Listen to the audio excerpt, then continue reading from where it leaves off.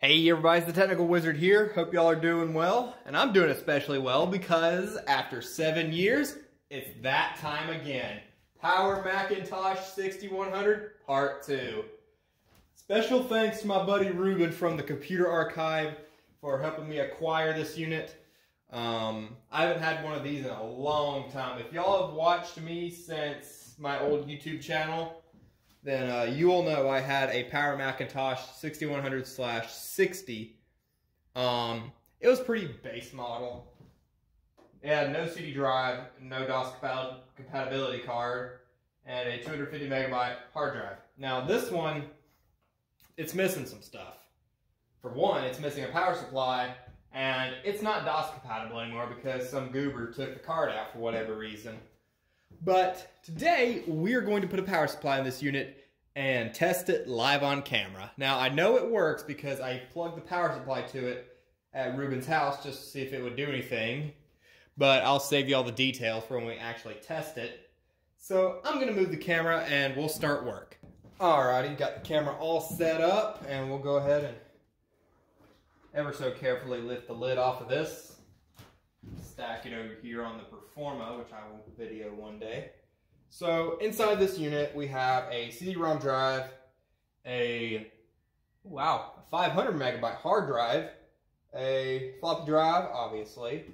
Got RAM, ROM and whatnot, video RAM. And right here in this slot, I don't know if y'all can see it, but this is where the DOS compatibility card would have went. And some goober cut the power supply, like I said. They were probably like, yes, the hard drive. This right here, this is the hard drive. This is what holds all of the data. Not. Anyway, enough with that. Go ahead and pull these cables out, and I'll save them. Maybe I can rig up another power supply for vintage Macs in the future. Let's see here. These are a little hard to work on. You gotta be careful because Apple, for whatever reason, used literally the crappiest plastics possible in the 90s to put their computers together. So, this is without a doubt a Macintosh moment. Anyways, let's see. It has no clock battery in it. So, that's a good thing, I guess, because we don't want them exploding all over the board.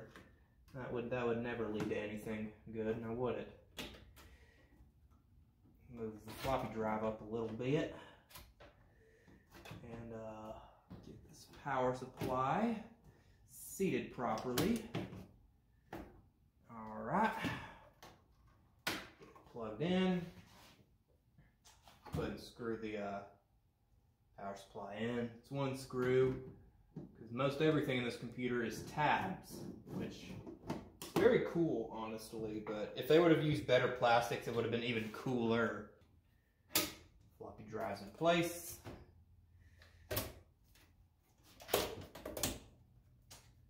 Okay. CD-ROM drive in place.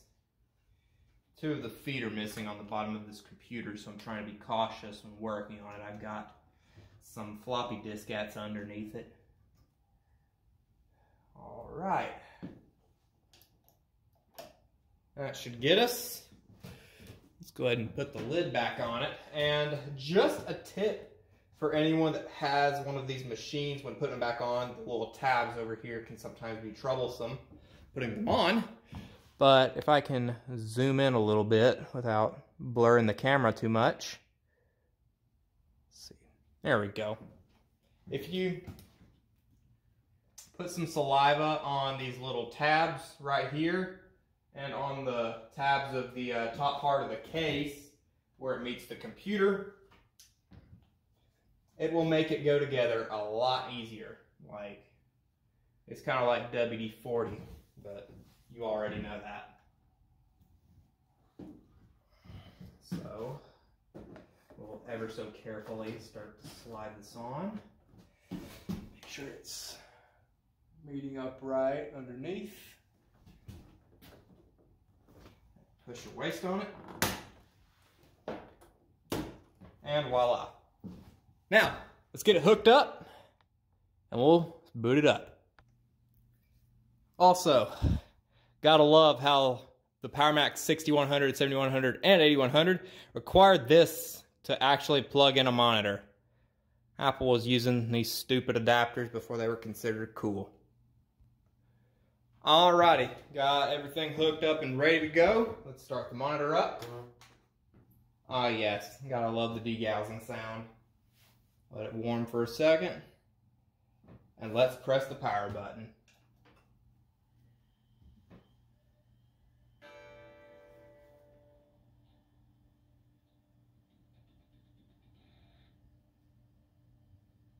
Hard drive initialization.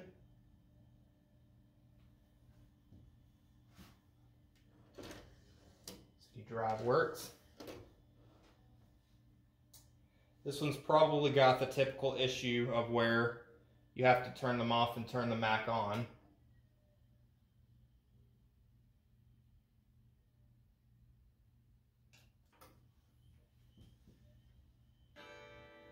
Hear that awesome startup sound again. That was actually my favorite startup sound at one point. I don't know why.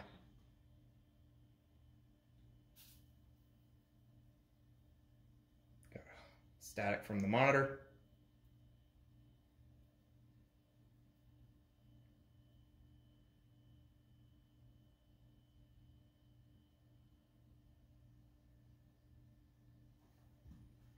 Got a mouse. And it restarted, of course. Gotta love these old Macs. Got a happy face. Mac OS. If I had to guess, it's 8.0 or 8.0 through 8.5. Psychedelic pattern on there, that's cool.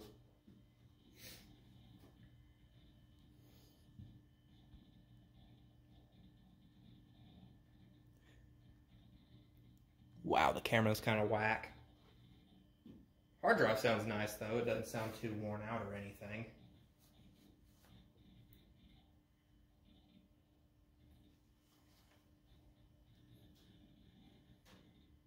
But the Power Macintosh 6100 I had all those years ago, it had a dead power supply originally. So in a way it was kind of like this one. Except this one didn't have a power supply.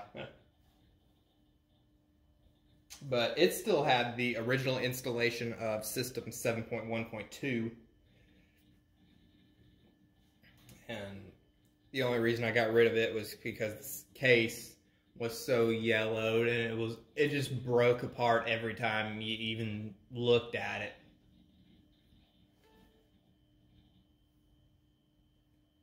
Blank error. Okay. This computer may not have been shut down the proper last time it was used. I really don't care. Your clock is... okay. Well, just go next out then. That'll be great.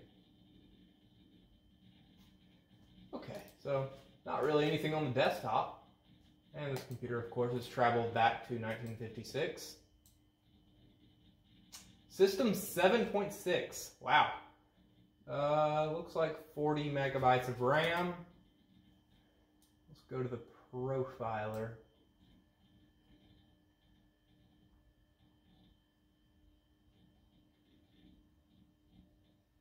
System overview. Power Macintosh 6100/66. System 7.6, 40 megabytes of RAM. Let's see. PowerPC 601 at 66 megahertz. Yeah. Let's see what all's up with the hard drive. See what all's on it.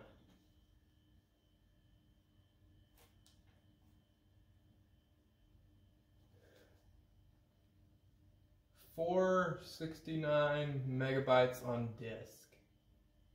Huh. So hard drive nearly full on this thing. And of course they left all their stuff on it. Only 50 megabytes available. Wow. But it works, and that's cool. So I hope you guys enjoyed this little video of testing out this Power Mac. If you liked it, then hopefully you'll stick around because I got some more where that came from. Be sure to like, comment, and subscribe for more, and I'll be seeing you guys later. This is the Technical Wizard, signing off. Take me